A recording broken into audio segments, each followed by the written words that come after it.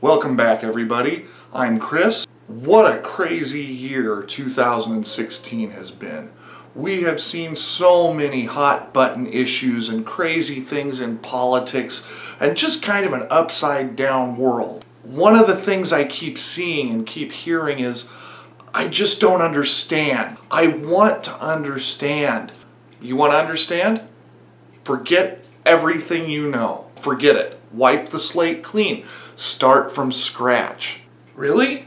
Really? Everything? Yes. Get rid of it all. But no, forget it all. Start from scratch. And I'm going to talk to you a little bit about how I do that myself. Think of it this way. We have, over the course of our lifetimes, built up a bunch of internal biases that we use in making opinions and determining outcomes. And we get those from a variety of places, including from our parents, from our friends, from our teachers, from the media, and also from social media.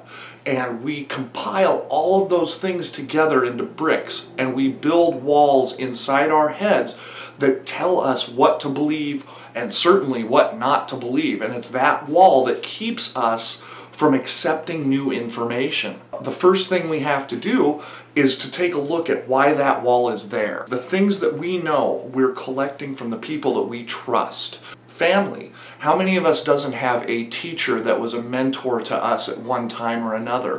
Whether we realize it or not, that person's views probably helped to shape ours. That's how that brick wall was formed.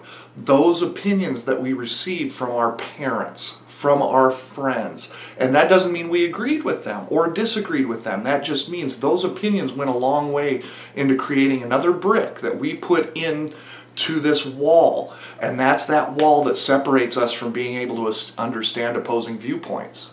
Mr. Gorbachev, tear down this wall. Those are the famous words by President Reagan to Mikhail Gorbachev at the time when the Berlin Wall was needing to come down. East Germany and West Germany were split by a wall, and one side lived vastly different from the other side. But because neither could see over that wall, it was hard for them to understand one another. And that's part of what tearing down your own internal brick wall is all about. We have to realize that the person who is in opposition of us also has friends and family and their own media sources and their own places that they can trust or they feel they can trust. So in order for there to be any common ground, you have to first deconstruct your own wall and try to figure out where the bricks in the other person's wall came from. And it's kind of enlightening, but I tell you what, if you are truly sincere about this, it can also be kind of painful, because you will open yourself up to the idea that your beliefs, your entire belief system in theory, could be wrong. It's a very humbling experience, especially in those instances where you do find out you're wrong. I know, I've done it myself, and it's not particularly easy to sleep at night when you've come to the realization that you've spent years believing a certain way and to find out that it's all wrong. And I'm sure it's easy for you to sit back right now and look at that and say, well, I'm not wrong. I know I'm not wrong. Well, in the 2nd century, everybody believed the earth was flat. It was something that everybody understood. You know, the earth is flat. It can't be round. How could it possibly be round? Until a few individuals got the idea and really started to scientifically be able to put that together, that the earth was round.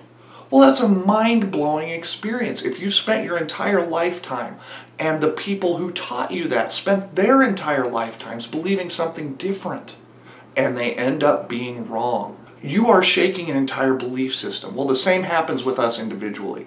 We have to be willing to accept that everything we know could be fundamentally flawed. Not an easy pill to swallow. But if you're willing to accept the challenge, here's the next step. You have to actively seek out people who don't agree with you. And I'm not saying go after the wacko nut jobs. There is a segment of the population who is clearly too far away for us to reach, at least at this point. But there are some common people that we know who disagree with us, and it's important to find out why.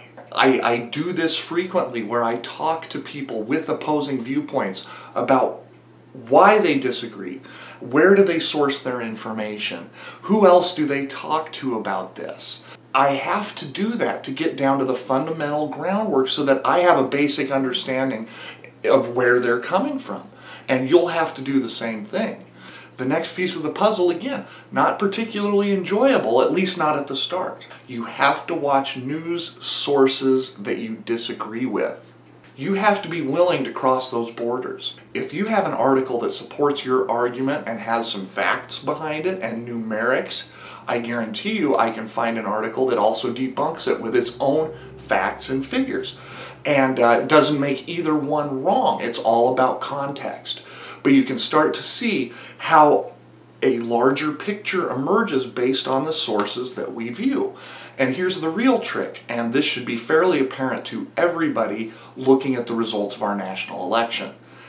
ABC, NBC, CBS, Fox News, CNN, all of them, their polling data was fundamentally flawed. So what should that tell you? Not everybody's right all of the time, right? But how many times do we go to a single source or two sources looking for our information, and we just openly accept that because they're right most of the time, they must be right all of the time? I'm asking you overall, call all of these things into question. If there's an issue out there that's particularly hot button, and somebody is really angry and you're trying to understand how can they possibly be where they are, look at their news sources, look at their friends, look at those relationships, and then deconstruct them and deconstruct your own beliefs, because chances are the beliefs that you have formed are also what's keeping you from meeting them in a common place. This is a tough exercise for anybody to do, and I'm not perfect at it. There are certain times where I have locked into my beliefs, and it's a struggle for me to talk myself into doing this. But I tell you what, if you look at sources all across the board, don't focus on one, don't even focus on two. If there's a little bit of a call to question, you have to go to the other side of the fence.